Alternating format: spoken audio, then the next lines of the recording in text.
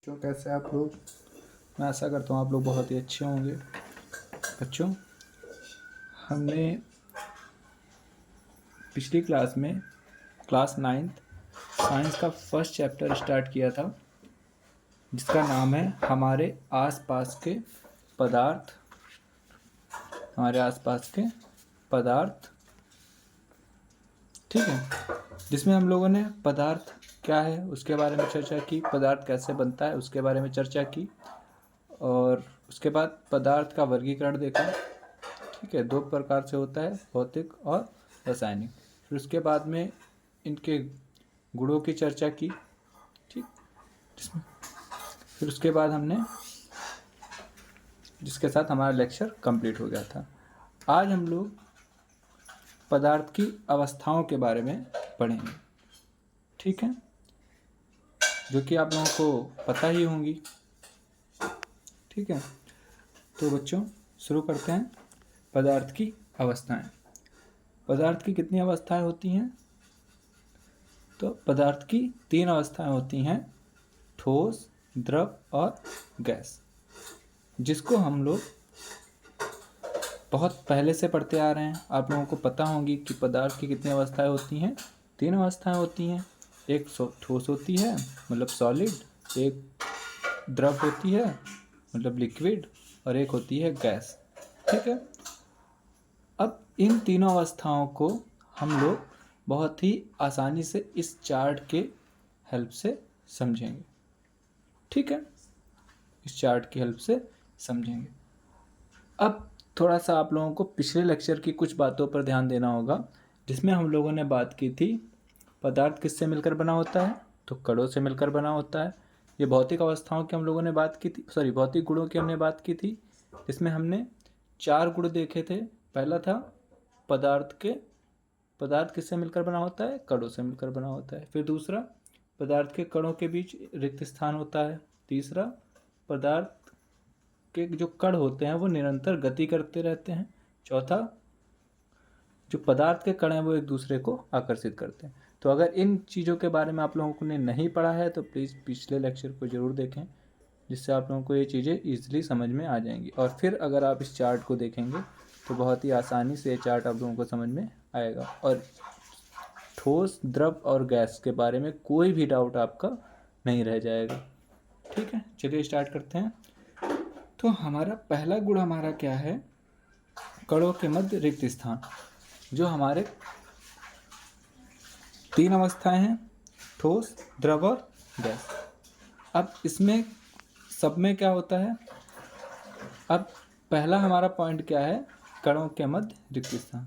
तो जो हमारे ठोस होते हैं उनके जो कण हैं, ठीक, ठोस, अगर कोई पदार्थ हमारा ठोस है, ठीक है, तो वो जिन कणों से मिलकर बना हुआ है उनका जो रिक्त स्थान होगा, मतलब जो ठोस के कण हैं उनके बीच जो रिक्त स्थान होगा वो सबसे कम होता है। ठीक है, ठोस पदार्थों के कणों के मध्य जो रिक्त स्थान होता है वो सबसे कम होता है। ठीक है, उसके बाद आ जाते हैं हम लोग द्रव पे। कंपैरिजन में पढ़ेंगे जिससे आसानी से आप लोगों को समझ में आ जाए और याद हो जाए। ठीक, फिर आते हैं द्रव। किसकी बात चल रही थी? कणों के मध्य रिक्त स्थान की। तो जो द्रव होता है उसके जो कण होते हैं उनके बीच जो रिक्त स्थान होता है वो ठोस की तुलना में ज़्यादा होता है, लेकिन जो हमारी गैस होती है उसकी तुलना में कम होता है। मतलब द्रव के कणों के बीच भी रिक्त स्थान होता है, लेकिन जो ठोस पदार्थ होते हैं, ठीक है, उनकी तुलना में कम होता है, उनकी तुलना में ज़्यादा होता है, और गैस की तुलना में क्या होता है? कम होता है। फिर बात करते हैं रिक्त स्थान के बारे में ही, गैस की। तो गैस जो होती है, हमारा जो पदार्थ गैस है वो, उसके जो कण होते हैं उनके बीच में सबसे ज़्यादा रिक्त स्थान होता है। ठीक है, इसीलिए जो गैस होती है वो हर पूरे एक बाउल में अगर डालें तो पूरे बाउल में फैल जाती है। ठीक है, तो पहली बात हो गई कणों के मध्य रिक्त स्थान की। तो रिक्त स्थान सबसे कम किस में होता है? ठोस में। ठोस से ज़्यादा होता है किस में? द्रव में, लेकिन गैस से कम होता है। और सबसे अधिक रिक्त स्थान किस में होता है कणों के मध्य? तो गैस में होता है। फिर हम लोग बात करते हैं आकर्षण बल की। ये आकर्षण बल किसकी बात हो रही है? कणों, ठीक, पदार्थ के बीच में। यदि दो समान पदार्थ हैं तो उनके बीच सबसे अधिक आकर्षण बल होगा ठोस में, ठीक। ठोस पदार्थ जो होते हैं उनमें सबसे अधिक आकर्षण बल होता है, ठीक है। फिर ठीक है, तो ये कोई पदार्थ है, उनके कण हैं, उनके कणों के बीच आकर्षण बल क्या होगा? सबसे अधिक होगा किसमें? ठोस के बीच। यही रीजन है कि जो ठोस पदार्थ होते हैं, जैसे कि ये पेन क्या है? ठोस है, ठीक है। तो इसी वजह से देखो, तो ये जितने एरिया में इसको रख दोगे उतने एरिया में ही ये रखा रहेगा। ऐसा नहीं है कि अपना आयतन बदल ले, ठीक। लेकिन अगर यही आकर्षण बल की बात हम लोग द्रव के लिए करें तो द्रव में क्या होता है? द्रव अगर आप जिस भी चीज़ में डालते हो, जैसे कि मान लो पहले हमने एक ग्लास में ली, उस द्रव को भर के रखा, फिर हमने एक क्या किया, एक कटोरी में उसको रख लिया, ठीक है। तो देखोगे पहले वो ग्लास का आकार ले रहा था द्रव हमारा, फिर बाद में जब कटोरी में उसे डाला तो कटोरी का आकार ले लिया। इसका मतलब क्या हुआ कि द्रव का आकार जो होता है वो निश्चित नहीं होता है। क्यों नहीं निश्चित होता है? क्योंकि इसके अणुओं के बीच में जो बल है वो क्या होता है? बहुत ही प्रबल नहीं होता है। जबकि ठोस के भी अणुओं के मध्य जो आकर्षण बल होता है वो बहुत ही प्रबल होता है। अब बात आती है गैस। जो गैस के कण होते हैं उनके बीच जो आकर्षण बल होता है वो सबसे ही कम होता है, ठीक, लगभग शून्य के बराबर होता है। इसीलिए जहाँ पर भी रख दोगे वो पूरे एरिया में फैल जाते हैं, ठीक। फिर बात आती है, हम लोग आकार की बात कर लेते हैं। आकार, अब आकर्षण बल वाले से ही हम लोग आकार के बारे में समझ सकते हैं। जिनके अणुओं के मध्य आकर्षण बल सबसे ज़्यादा होगा, ठीक है, तो वो उनका आकार भी क्या होगा? उसी हिसाब से होगा। मतलब जो ठोस पदार्थ होते हैं, क्योंकि उनके बीच आकर्षण बल, उनके अणुओं के मध्य जो आकर्षण बल होता है वो बहुत ज़्यादा होता है, तो इस वजह से उनका आकार क्या होता है? निश्चित हो जाता है, ठीक है। आकार निश्चित होने का मतलब, जैसे कि मान लेते हैं, ये हम पेन की बात कर लेते हैं। अगर मैंने इसको इतने यहाँ पर रखा तो देखोगे कि कुछ एरिया इसने कवर किया है, ठीक है, तो ये इतने में ही रखा है, इतना ही आयतन क्या करेगा? आकार, ठीक। मतलब जैसे कि ये क्या है, इस तरीके से बना हुआ है, ठीक है। अब चाहे इसको क्या करो, मैं प्रेस करूं, दबाऊं, कुछ भी करूं, ठीक, आकार इसका नहीं बदलेगा, ठीक है। फिर बात करते हैं द्रव की।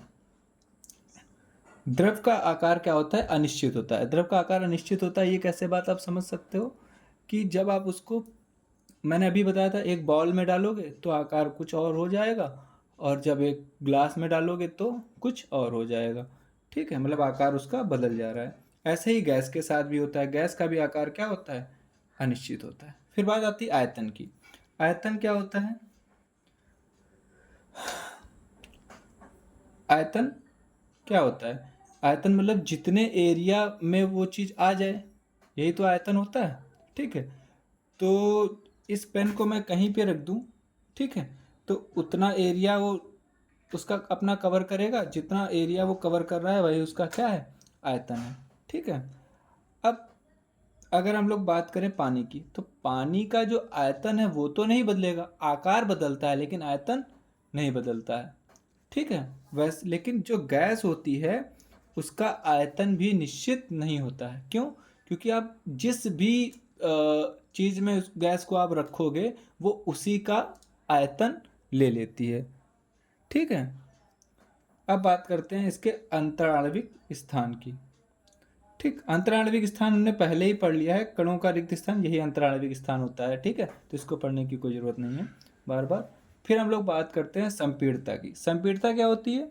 संपीड़ता, चलो मैं यहाँ पर भी बता दे रहा हूँ, आगे भी हम लोग चर्चा करेंगे संपीड़ता की। संपीड़ता क्या होती है? किसी चीज़ को जब आप दबाते हो, जैसे कि हमारी रबर होती है जिससे हम लोग इरेज करते हैं, उसको अगर थोड़ा ज़्यादा फोर्स लगाओ तो क्या, तो दब जाती है। तो ये दबना ही क्या होता है? संपीड़ता होता है। इसको इंग्लिश में बोलते हैं कंप्रेसिबिलिटी, ठीक है, कंप्रेसिबिलिटी, ठीक है। तो कंप्रेसिबिलिटी क्या होती है? अब कोई चीज़ ठोस है, जैसे कि ये पेन, इसको मैं दबा रहा हूँ, ताकत लगा रहा हूँ, लेकिन ये क्या दब रहा है? नहीं दब रहा है। तो संपीड़ता सबसे क्या होगी? इसमें कोई संपीड़ता है? ये कंप्रेस हो रहा है? नहीं हो रहा है, तो कोई संपीड़ता नहीं है इसमें। ठीक, उसके बाद में बात आती है द्रव की। ठीक, द्रव एक ऐसी चीज होती है, ठोस को तो आप एक बार कंप्रेस कर भी सकते हो, लेकिन द्रव को कभी भी आप कंप्रेस नहीं कर सकते। ठीक है, द्रव अगर कहीं पर आपने भर दिया है तो उसको आप दबाने की कोशिश करो। जैसे कि आप ऐसे समझ सकते हो, एक ग्लास लो, ठीक है, उसमें द्रव भरो और उस ग्लास के आकार का एक कोई चीज़ काट करो, उसके अंदर डालो, फिर उसको प्रेस करने की कोशिश करो। ठीक है, या फिर इंजेक्शन देखा आप लोगों ने, इंजेक्शन में आप पानी भर लो, ठीक है, और आगे से उसका जो छेद होता है उसको बंद कर दो, फिर उसको दबाने की कोशिश करो उसको। ठीक है, तो क्या वो दबेगा? बिल्कुल नहीं दबेगा। ठीक है, ठोस एक बार दब भी जाएगा लेकिन द्रव कभी नहीं दबता। ठीक है, लेकिन जो हमारे यहाँ पर गैस होती है, इसकी संपीड़ता सबसे अधिक होती है। इसको आप छोटे से छोटे आकार में क्या कर सकते हो? ला सकते हो। ठीक है, बात आती है गतिज ऊर्जा की। अब गतिज ऊर्जा क्या है? गतिज ऊर्जा क्या होती है? जो कणों की गति होती है वही क्या होती है? गतिज ऊर्जा होती है। ठीक, कण जो गति करते हैं, आपने पिछला लेक्चर देखा होगा तो उसमें मैंने बताया है। ठीक है, तो अब अगर आप लोगों ने पिछला लेक्चर नहीं देखा तो प्लीज़ देखिए, जिससे चीज़ें और अच्छे से समझ में आ जाए। गतिज ऊर्जा क्या होती है? कि जो कण हमारे गति करते रहते हैं उसी को गतिज ऊर्जा कहते हैं। अब ठोस जो होता है, अगर उसके कण गति ही करते होते तो उसका आकार ही निश्चित नहीं होता। ठीक है, इसका मतलब ठोस के जो कण होते हैं उनमें गतिज ऊर्जा होती है, बट बहुत ही कम होती है। ठीक है, बात आती है फिर द्रव की। ये द्रव वाला पार्ट। द्रव की जो गति, द्रव के कणों की जो गतिज ऊर्जा होती है वो ठोस के मुकाबले अधिक होती है, लेकिन गैस के मुकाबले कम होती है। ठीक है, और गैस के जो कण होते हैं या अणु हैं होते हैं, जो गैस के अणु हैं उनकी गतिज ऊर्जा सबसे अधिक होती है, इसीलिए वो पूरे रूम में फैल जाते हैं। ठीक, जैसे कि हमारे यहाँ गैस यूज होती है एलपीजी, खाना बनाने के लिए, उसको एक सिलेंडर में रखा जाता है तो सिलेंडर में ही भरी रहती है।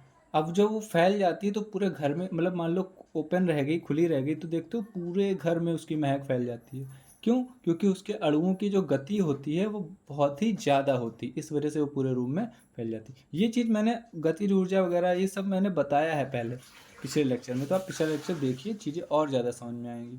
ठीक है, तो बात हो गई इतनी। हमने किसके बारे में बात कर ली? ठोस, द्रव और गैस। पहचानने का तरीका हमें इस चार्ट से पता चल जाएगा।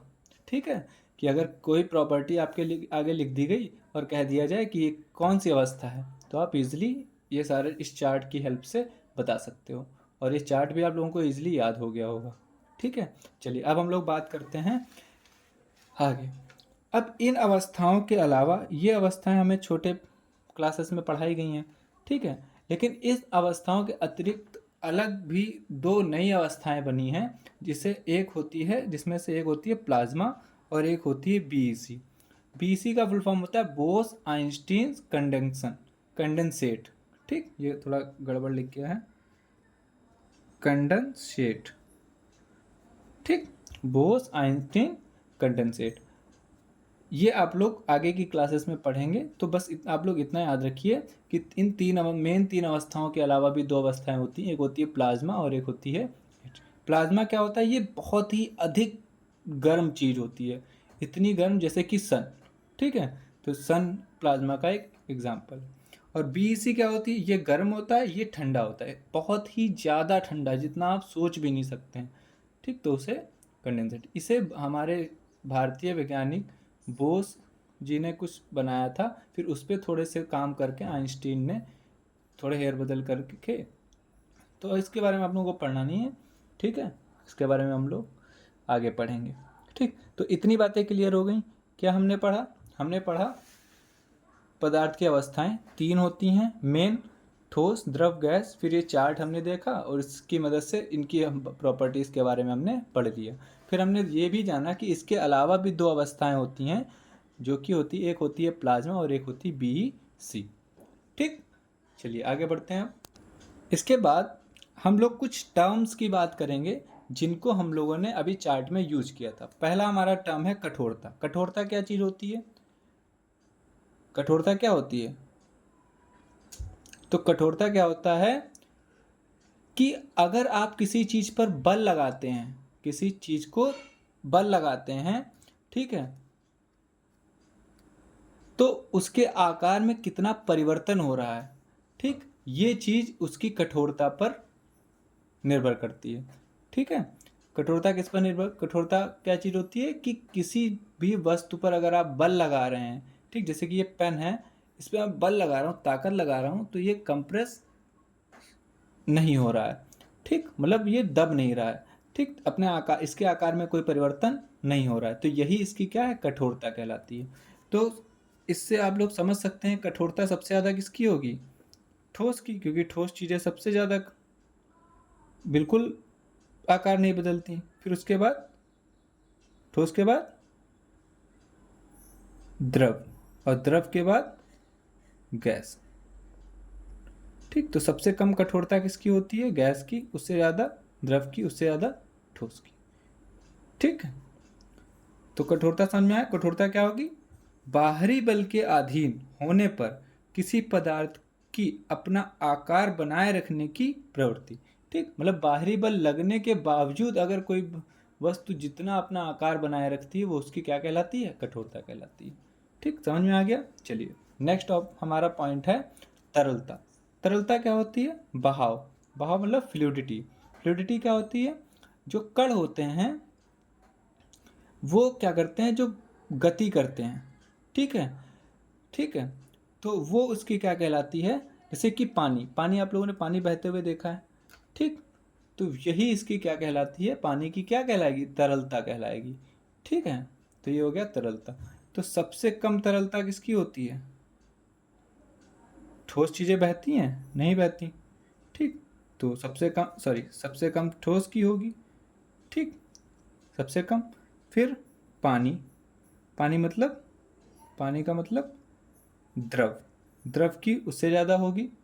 फिर गैस, गैस तो पूरे ही रूम में फैल जाती है, इसका मतलब सबसे ज़्यादा गैस की होगी, ठीक है।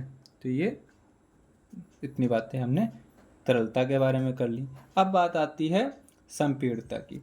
अब संपीड़ता क्या होता है, संपीड़ता क्या होता है कि जैसे कि हम लोगों को पता है, हम लोगों को क्या पता है कि जो पदार्थ है कोई, ठीक है, उस वो किससे मिलकर बना होता है, कणों से मिलकर बना होता है। अब इन कणों के बीच में क्या होता है, रिक्त स्थान होता है, ठीक है, जैसे पिछले लेक्चर में हमने पढ़ा था। तो जो पदार्थ है, दो पदार्थ, एक पदार्थ है, इसमें मान लो ये कण है, ये इनके बीच क्या है, ये रिक्त स्थान है हमारा, ठीक है। तो इन दोनों, इस पर हमने फोर्स लगाया, ठीक, और इधर से इस पर फोर्स लगाया। अब इन दोनों को पास लाने की कोशिश जो हम लोग कर रहे हैं, यही चीज क्या कहलाती है, संपीड़ता कहलाती है, ठीक, मतलब बाहरी बल की मदद से कणों को नजदीक लाना ही क्या कहलाता है, संपीड़ता कहलाता है। तो कौन सी चीज सबसे ज्यादा संपीड़ित होती है, तो गैस। गैस को आप लोग बहुत ही छोटे से आकार में भी ला सकते हो, तो सबसे ज़्यादा संपीड़ता किसकी है, गैस की। उसके बाद द्रव की, फिर उसके बाद किसकी, ठोस की, ठीक है। अब आगे बात करते हैं हम लोग, इतनी बात समझ में आ गई। गतिज ऊर्जा, गतिज ऊर्जा भी मैंने अभी पीछे ही बता दिया है। गतिज ऊर्जा क्या होती है, अणुओं की जो गति होती है उससे जो ऊर्जा उत्पन्न होती है, जो कोई भी पदार्थ है उसमें, जैसे ये अणु हैं उसके, ठीक, ये ऐसे ऐसे गति करते रहते हैं चारों तरफ, ठीक, तो इनसे एक ऊर्जा उत्पन्न होगी, उसी ऊर्जा को हम लोग गतिज ऊर्जा कहते हैं, ठीक है। अणुओं की गति की के कारण जो ऊर्जा उत्पन्न होती है उसे ही गतिज ऊर्जा कहते हैं। समझ में आ गया। अब बात आती है घनत्व। घनत्व क्या होता है कि कोई पदार्थ है, ठीक है, उसके एकांक आयतन, एकांक आयतन का जो द्रव्यमान होता है, एकांक आयतन का जो द्रव्यमान होता है, उसी को हम लोग बोलते हैं क्या, घनत्व, क्या बोलते हैं? घनत्व। ठीक है, किसी भी पदार्थ के एकांक आयतन, ठीक है, एकांक आयतन का जो द्रव्यमान होगा उसी को क्या बोलेंगे? घनत्व बोलेंगे। चलिए, तो ये सारे टॉपिक्स पॉइंट्स हमारे समझ में आ गए। कठोरता क्या होता है, तरलता क्या होता है, संपीड़ता क्या होता है, गतिज ऊर्जा क्या होती है, घनत्व क्या होता है। अब मैं आप लोगों से दो क्वेश्चन पूछता हूँ। पहला क्वेश्चन है हमारा कि रबर को क्या माना जाएगा, मतलब रबर को क्या मानेंगे हम लोग? क्या खींच कर इसका आकार बदला जा सकता है? अब एक रबड़ है, ठीक है, क्या है? रबर। ये हमारे पास एक इरेजर है, ठीक, इसको मैं खींच रहा हूँ, देखो खींच रहा हूँ, ये देखो खींच रही है, ठीक, खींच रही है ना। अब खींचने से इसका आकार क्या हुआ? बदल गया। तो इसको आप लोग क्या मानोगे? ठोस मानोगे, द्रव मानोगे या गैस मानोगे? ठीक है, तो इसका आंसर क्या होगा सोच के आप लोग बताएं। थोड़ी देर वीडियो को पॉज कर लें, फिर सोचें। चलिए मैं बताता हूँ। देखो, ये जो रबर थी, जब हमने इस पर बाहर से ताकत लगाई तब इसका आकार क्या हुआ? बदला। लेकिन जब हमने इस पर से बल हटा लिया तो ये फिर से पुनः उसी आकार में आ गई। मतलब इसका आकार बदला? नहीं बदला। बाहरी बल लगाने पर तो बदला, लेकिन नॉर्मल कंडीशन में नहीं बदला। मतलब ये कैसी अवस्था में है? ठोस अवस्था में है।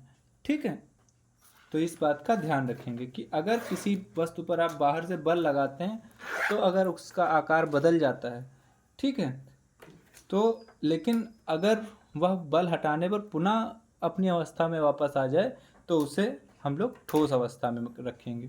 ठीक है, अब बात आती है सेकंड क्वेश्चन की। सेकंड क्वेश्चन हमारा, विभिन्न आकार के बर्तनों में चीनी नमक को रखने पर, चीनी या फिर नमक को रखिए, कोई बर्तन है उसमें हमने चीनी रखी, ठीक, मान लो ग्लास में पहले रखी, ग्लास में रखी तो उसका आकार कुछ और था, फिर हमने एक क्या लिया, एक थाली ले ली, उसमें चीनी को रखा, तब उसका आकार क्या है? कुछ और है। तो हम लोग इनको क्या मानेंगे? ठोस मानेंगे, द्रव मानेंगे या गैस? सोच कर बताओ, वीडियो को पॉज करो और सोचो। चलिए मैं बताता हूँ। चीनी जो होती है, चीनी हमारी जो होती है, उसको अगर आप लोग देखेंगे तो उसमें छोटे छोटे क्या होते हैं? क्रिस्टल्स होते हैं, ऐसे इस तरीके से छोटे छोटे क्रिस्टल्स होते हैं। नमक में भी ऐसे छोटे छोटे क्रिस्टल्स होते हैं। तो ये क्रिस्टल्स क्या करते हैं? उस बर्तन के आकार का, या जिस आकार में इसको रखते हो उसका आकार ले लेते हैं। लेकिन क्रिस्टल का आकार थोड़ी बदलता है, क्रिस्टल तो उसी आकार में रहते हैं। इसका मतलब अगर इनका आकार नहीं बदल रहा, इसका मतलब जो चीनी है वो कैसी अवस्था में है? ठोस अवस्था में। क्यों? क्योंकि इनके क्रिस्टल्स का आकार नहीं बदल रहा है। ठीक है, ऐसे आप लोग समझ सकते हो। नेक्स्ट हम लोग बात करेंगे स्पंज की। स्पंज क्या है? यह ठोस है लेकिन फिर भी इसका संपीड़न संभव है। मतलब स्पंज को हम लोग ठोस मानते हैं, फिर भी इसको हम लोग कंप्रेस कैसे कर देते हैं, इस बात के बारे में बात करेंगे। ठीक है, तो बेटा जो स्पंज होता है, ठीक है, आप लोग वीडियो पॉज करके सोचिए पहले, फिर नहीं समझ में आता है तो फिर वीडियो को फिर से स्टार्ट करिए और सुनिए। स्पंज होता है, उसके अंदर क्या होते हैं? छोटे छोटे छेद होते हैं, छिद्र होते हैं, ठीक, गैप्स होते हैं, जिनके बीच एयर क्या हो जाती है? फंसी होती है। ठीक, जब आप उसको दबाते हो तो वो एयर क्या होती है? बाहर निकल जाती है। एयर बाहर निकल जाने की वजह से वो कंप्रेस हो जाता है।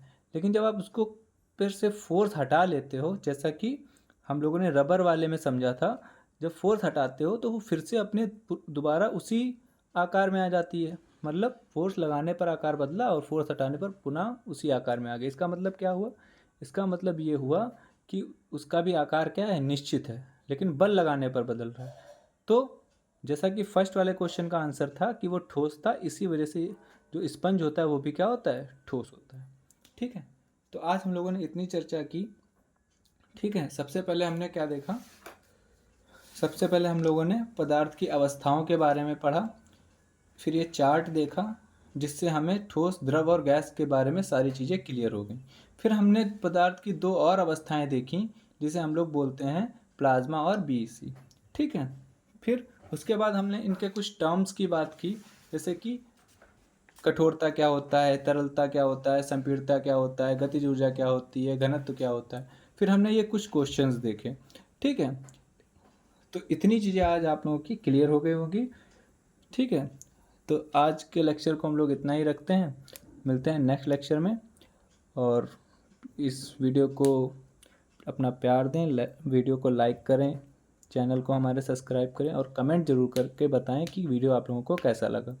ठीक है, चलिए मिलते हैं नेक्स्ट लेक्चर में, तब तक के लिए जय हिंद।